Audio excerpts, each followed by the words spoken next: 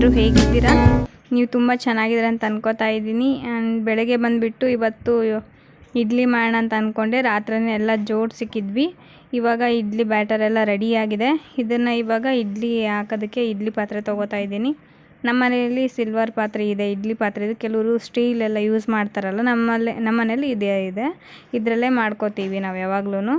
ಮತ್ತು ಕೆಲವೊಬ್ಬರು ಕವರ್ ಹಾಕ್ತಾರೆ ಅದಕ್ಕೆ ಇಡ್ಲಿ ಚೆನ್ನಾಗಿ ಬರಲಿ ಅಂತ ಹೇಳಿ, ಮತ್ತು ಕಾಟನ್ ಬಟ್ಟೆ ಎಲ್ಲ ಹಾಕ್ತಾರೆ. ಆದರೆ ನಾನು ಫಸ್ಟಿಗೆ ಒಂದು ಸ್ವಲ್ಪ ಕವರ್ ಯೂಸ್ ಮಾಡಿದೆ. ಅದಾದಮೇಲೆ ನನಗೇನಕ್ಕದು ಸರಿ ಅನ್ನಿಸ್ಲಿಲ್ಲ. ಅದಕ್ಕೆ ಮತ್ತೆ ನಾನು ಹಾಗೆ ನಾರ್ಮಲಾಗೆ ಇಡ್ಲಿ ತಟ್ಟೆಗೆ ಎಣ್ಣೆ ಸವರ್ಬಿಟ್ಟು ಅದಕ್ಕೆ ಇಡ್ಲಿ ಹಾಕ್ತೀನಿ. ಇವಾಗ ಇಡ್ಲಿ ಪಾತ್ರೆಗೆ ನೀರು ಹಾಕೋಣ ಅಂತ ಹೇಳಿ ನೀರು ತೊಗೊಂಡೆ. ಇವಾಗ ನೀರು ಹಾಕ್ತಾಯಿದ್ದೀನಿ. ನೀರು ಒಂದು ಸ್ವಲ್ಪ ಒಂದು ಗೆರೆಗಲ್ಲಿ ನೀರು ಹಾಕಬೇಕು. ಇವಾಗ ಮತ್ತೆ ಇನ್ನೊಂದು ಸ್ವಲ್ಪ ನೀರು ಕಡಿಮೆ ಆಯಿತು ಅಂತ ಹೇಳಿಬಿಟ್ಟು ಮತ್ತೆ ಒಂದು ಸ್ವಲ್ಪ ನೀರು ತೊಗೊಂಡೆ. ಅಜ್ಜಿಗೂ ಬ್ರಹ್ಮರಮ್ಗೂ ಗೊತ್ತಲ್ವ ನಿಮಗೆ, ಇಬ್ಬರಿಗೂ ಕೂಡ ಇಡ್ಲಿ ಅಂತ ತುಂಬ ಇಷ್ಟ. ಹಾಗಾಗಿ ಇವತ್ತು ಟಿಫನ್ ಬಂದುಬಿಟ್ಟು ಇಡ್ಲಿನೇ ಮಾಡೋಣ ಅಂತ ಹೇಳಿ ನೈಟೇ ಎಲ್ಲ ಜೋಡಿಸಿಟ್ಟಿದ್ದೆ. ಇವಾಗ ಇಡ್ಲಿ ಮಾಡಬೇಕು. ಸ್ವಲ್ಪ ಸಾಂಬಾರಿದೆ. ಬೆಳಗ್ಗೆಯಿಂದ ಕರೆಂಟ್ ಬೇರೆ ತೆಗ್ದಿದ್ದಾರೆ. 4 ಗಂಟೆಗೆ ಕರೆಂಟ್ ತೆಗ್ದಿದ್ದಾರೆ ಬೆಳಗಿನ ಜಾವದಿಂದನೂ. ಇವಾಗ ಟೈಮ್ ಬಂದುಬಿಟ್ಟು 9 ಗಂಟೆ ಆಗ್ತಾಯಿದೆ, ಆದರೂ ಕೂಡ ಕರೆಂಟ್ ಕೊಟ್ಟಿಲ್ಲ. ಪಕ್ಕದ ಬೀದಿಲಿ ಕರೆಂಟ್ ಇದೆ. ಆ ಲೈನ್ ಬೇರೆ ಆಗುತ್ತೆ, ಈ ಲೈನ್ ಬೇರೆ ಆಗುತ್ತೆ. ನಮ್ಗೆ ಪರಿಚಯ ಒಬ್ಬರು ಮನೆ ಇದೆ, ಅಲ್ಲಿ ಹೋಗ್ಬಿಟ್ಟು ಇವಾಗ ಚಟ್ನಿ ರುಬ್ಬಿಸ್ಕೊಂಬರ್ಬೇಕು. ಫಸ್ಟು ಇಡ್ಲಿಗೆ ಇಟ್ಬಿಟ್ಟು ಆಮೇಲೆ ಚಟ್ನಿ ರುಬ್ಬಿಸ್ಕೊಂಬರ್ತೀನಿ. ಇವಾಗ ಫಸ್ಟು ಆಯಿಲೆಲ್ಲ ಹಚ್ತಾಯಿದ್ದೀನಿ. ಆಯಿಲ್ ಹಚ್ಚಾದ್ಮೇಲೆ ಇಡ್ಲಿ ಹಿಟ್ಟೇನು ರೆಡಿ ಮಾಡ್ಕೊಂಡಿದ್ದೀವಿ ಅದನ್ನು ಹಾಕ್ಕೋಬೇಕು. ಈ ರೀತಿ ಫಸ್ಟು ಆಯಿಲ್ ಹಚ್ಚಿದರೆ ಇಡ್ಲಿ ನೀಟಾಗಿ ಬರುತ್ತೆ. ಹಾಗಾಗಿ ಮತ್ತೆ ನಾನು ಸ್ವಲ್ಪ ಜಾಸ್ತಿನೇ ಆಯಿಲ್ ಹಚ್ತೀನಿ ಅದಕ್ಕೆ. ಇಡ್ಲಿ ನೀಟಾಗಿ ಬರುತ್ತೆ. ಮತ್ತು ನಾವು ಯಾವಾಗ ಹಾಕ್ತಾಯಿದ್ರು ಅದು ನೀಟಾಗಿ ತೆಗಿಬೋದು. ಅದಕ್ಕೋಸ್ಕರ ನಾನು ಸ್ವಲ್ಪ ಎಣ್ಣೆ ಜಾಸ್ತಿ ಹಚ್ಚಿ ಇಡ್ಲಿ ಬ್ಯಾಟರ್ನ ಅದಕ್ಕೆ ಹಾಕ್ತೀನಿ. ಮತ್ತು ಇದರಲ್ಲಿ ಏನು ಮಸಾಲೆ ಇಡ್ಲಿ ಅಂತ ಮಾಡ್ತಾರೆ, ಅದು ಕೂಡ ಚೆನ್ನಾಗಿರುತ್ತೆ. ಕ್ಯಾರೆಟು ಮತ್ತು ಒಗ್ಗರಣೆ ಎಲ್ಲ ಹಾಕ್ಬಿಟ್ಟು ಮಾಡ್ತಾರೆ. ಆದರೆ ನಮ್ಮ ಮನೇಲಿ ನನ್ನ ಮಕ್ಕಳು ತಿನ್ನಲ್ಲ, ಅವ್ರಿಗೆ ಪ್ಲೇನ್ ಇಡ್ಲಿನೇ ಇಷ್ಟ. ಅದರಲ್ಲಿ ಮತ್ತು ಬೇಳೆ ಸಾಂಬಾರು ಇರಬೇಕು, ಇಲ್ಲಾಂದರೆ ಬೇರೆ ಇದ್ದಿದ್ದರೆ ಅಷ್ಟು ಇಷ್ಟಪಡೋದಿಲ್ಲ. ಆದರೆ ಏನು ಮಾಡೋಣ, ಮನೆಯಲ್ಲಿ ಒಂದು ಸ್ವಲ್ಪ ಇವಾಗ ಸೊಪ್ಪಿನ ಸಾಂಬಾರಿದೆ, ಅದ್ರ ಜೊತೆನೇ ಅಡ್ಜಸ್ಟ್ ಮಾಡಿಕೊಡ್ಬೇಕು. ಮಾಡೋಣ ಅಂತ ಹೇಳಿದ್ರೆ ಸ್ವಲ್ಪ ನನಗೆ ಹುಷಾರಿಲ್ಲ, ಅದಕ್ಕೋಸ್ಕರ.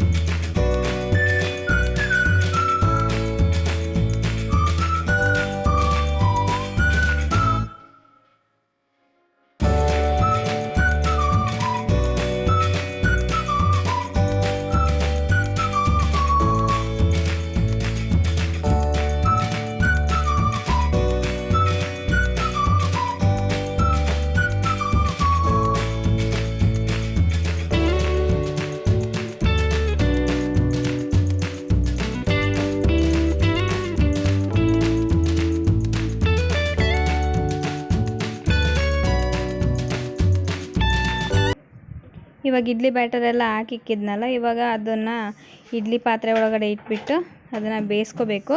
ಇಡ್ಲಿ ಮಾತ್ರ ತುಂಬಾ ಸ್ಮೂತಾಗಿ ಬರುತ್ತೆ. ಇದಕ್ಕೆ ನಾವು ಉದ್ದಿನಬೇಳೆ ನೆನೆಸಿ ರುಬ್ಬಿದ್ದೆ. ಹಾಗೆ ರುಬ್ಬಬೇಕಾದ್ರೆ ಸ್ವಲ್ಪ ರೈಸ್ ಹಾಕಿ ರುಬ್ಬಿದ್ದೆ. ರೈಸ್ ಹಾಕೋದ್ರಿಂದ ಇಡ್ಲಿ ತುಂಬ ಸ್ಮೂತಾಗಿ ಬರುತ್ತೆ, ಅದಕ್ಕೋಸ್ಕರ ರೈಸ್ ಹಾಕಿದ್ದೀನಿ.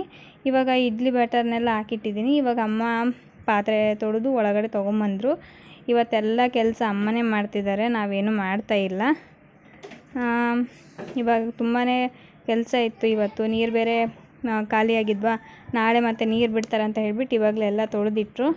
ಇವಾಗ ಮತ್ತೆ ಇನ್ನೂ ಒಂದು ಬೇಷನ್ ತುಂಬ ಪಾತ್ರೆಗಳೆಲ್ಲ ಇದ್ದಾವೆ, ಅವನ್ನೆಲ್ಲ ತೆಗ್ದಿಕ್ತಾ ಇದ್ದಾರೆ.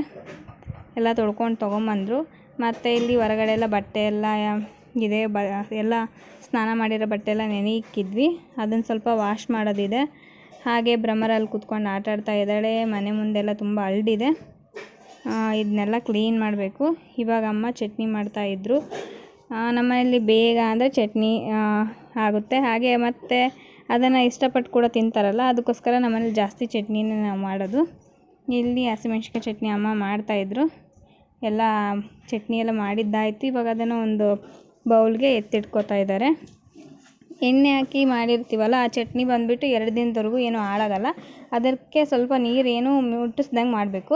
ಇವಾಗ ಸ್ವಲ್ಪ ಏನಾದ್ರು ನಾವು ನೀರು ಮಿಕ್ಸ್ ಮಾಡಿದ್ವಿ ಅಂದರೆ 1 ದಿನಕ್ಕೆ ಆರಾಮಾಗಿ ಬರುತ್ತೆ. 2 ದಿನಕ್ಕೆ ಬೇಕಾದರೆ ನೀವು ನೀರೇನು ಮಿಕ್ಸ್ ಮಾಡ್ದೇ ಮಾಡಿಕೊಂಡ್ರೆ ಎಣ್ಣೆ ಒಳಗಡೆ ಮಾಡ್ಕೋಬೇಕು. ಹಾಗಾದರೆ ಮಾತ್ರ 2 ದಿನ ಆರಾಮ್ಸೆ ತಿನ್ಬೋದು ಅದನ್ನು. ನೈಟು ಹಾಸ್ಪಿಟ್ಲಿಗೆ ಬೇರೆ ಹೋಗಿ ಬಂದಿದ್ನಲ್ಲ, ಮಾತ್ರೆಗಳು ಕೊಟ್ಟಿದ್ರ. ಮಾತ್ರೆ ನುಂಗೋದೇ ಒಂದು ನನಗೆ ಬಿಸಿ ಅದು. ನನಗೆ ಮಾತ್ರೆ ನುಂಗೋದಕ್ಕಾಗೋದಿಲ್ಲ. ಎಷ್ಟು ಮಾತ್ರೆ ಇದ್ರೂ ನನ್ನ ಅಜ್ಜು ಆಗಲಿ ಮತ್ತು ನಮ್ಮ ಮನೆಯವರಾಗಲಿ ನುಂಗ್ಬಿಡ್ತಾರೆ. ನನಗೆ ಒಂದು ಮಾತ್ರೆ ಇದ್ರೂ ನುಂಗೋದು ತುಂಬಾ ಕಷ್ಟಪಡ್ತೀನಿ. ಅದು ಹೇಗೆ ನಾನು ಪ್ರೆಗ್ನೆಂಟ್ ಟೈಮಲ್ಲಿ ನಾನು ಮಾತ್ರೆಗಳ್ನೆಲ್ಲ ಕರೆಕ್ಟಾಗಿ ತೊಗೊಂಡು ನನಗೆ ಆ ದೇವ್ರಿಗೆ ಗೊತ್ತು. ಭ್ರಮರನ್ ಪ್ರೆಗ್ನೆನ್ಸಿಲಿ ಮಾತ್ರ ನಾನು ಒಂದು ಟ್ಯಾಬ್ಲೆಟ್ ಕೂಡ ಮಿಸ್ ಮಾಡ್ದಂಗೆ ತೊಗೊಂಡಿದ್ದೆ. ಏನಕ್ಕಂದರೆ ಫಸ್ಟ್ ಪ್ರೆಗ್ನೆನ್ಸಿಲಿ ಹಾಗೆ ಸೆಕೆಂಡ್ ಪ್ರೆಗ್ನೆನ್ಸಿಲಿ ನಾನು ಅದರ ಅನುಭವ ಪಟ್ಬಿಟ್ಟಿದ್ದೆ. ಆದರೆ ನನ್ನ ತಪ್ಪು ನನ್ನ ಅರಿವಾಗಿತ್ತು. ಅದಕ್ಕೋಸ್ಕರ ಅವಳ ಪ್ರೆಗ್ನೆನ್ಸಿಲಿ ಕರೆಕ್ಟಾಗಿ ಟ್ಯಾಬ್ಲೆಟ್ ತೊಗೊಂಡೆ. ಆವಾಗೇನೋ ತೊಗೊಂಡ್ಬಿಟ್ಟಿದ್ದೀನಿ. ಬಟ್ ಇವಾಗ ಏನಾದ್ರು ಒಂದು ಮಾತ್ರೆ ನುಂಗಂತಂದ್ರೂ ನುಂಗೋದಕ್ಕಾಗೋದಿಲ್ಲ. ಅಷ್ಟು ಒಂಥರ ಇದನ್ನಿಸುತ್ತೆ ನನಗೆ. ವಾಮಿಂಟೇ ಬಂದುಬಿಡುತ್ತೆ ಟ್ಯಾಬ್ಲೆಟ್ ನುಂಗಬೇಕಾದ್ರೆ. ಏನಕ್ಕಾದರೂ ಕೊಡ್ತಾರಪ್ಪ ಟ್ಯಾಬ್ಲೆಟ್ ಅಂತ ಅನಿಸ್ಬಿಡುತ್ತೆ. ಆದರೂ ಕೂಡ ನುಂಗಲೇಬೇಕಲ್ಲ. ನೈಟೆಲ್ಲ ಒದ್ದಾಡಿದ್ದೀನಿ ಅನ್ನುವ ನೋವಿಗೆ ತಡ್ಕೊಳೋದಕ್ಕಾಗ್ತಾಯಿರಲಿಲ್ಲ, ಅಷ್ಟು ನೋವು.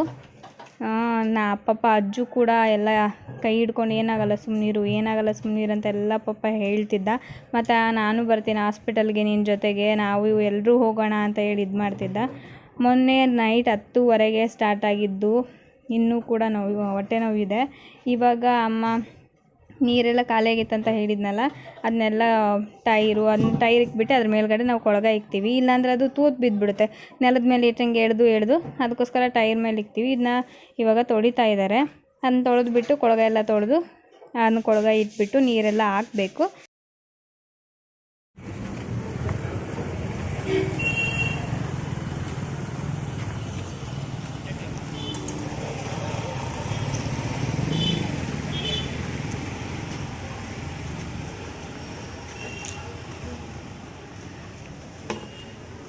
ನೀನು ಬಂದಿಲ್ವಾ ಡಾಕ್ಟ್ರು? ಮಧ್ಯಾಹ್ನ ಬರ್ತೀವಿ ಅಂತ ಹೇಳಿದ್ರು. ನಾನು ರಜೆ ಮಾಡಿದ್ದಾರಾ?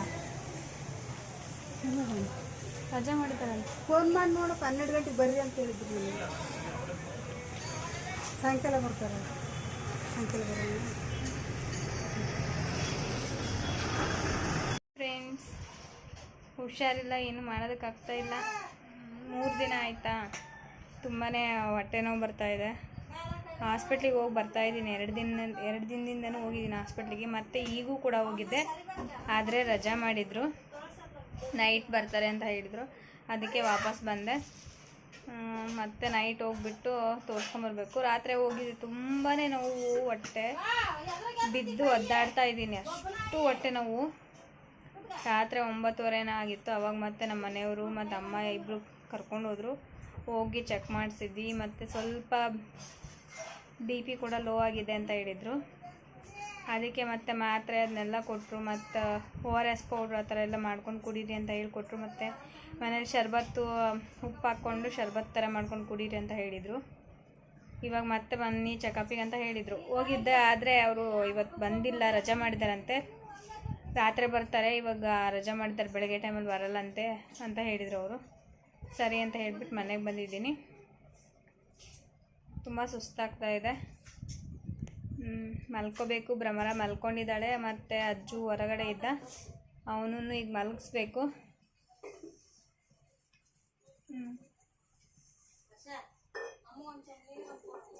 ಕೊಟ್ಟೆ. ಏನಂತ ಏನು ತರಲಿ? ಹಾಸ್ಪಿಟ್ಲಿಗೆ ಹೋಗಿ ಏನು ತರಲಿ?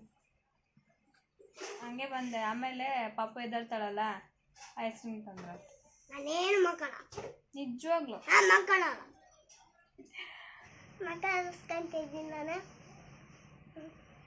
ಮಗ ಒರೆಸ್ಕೊಂತ ಇದ್ದಾನ.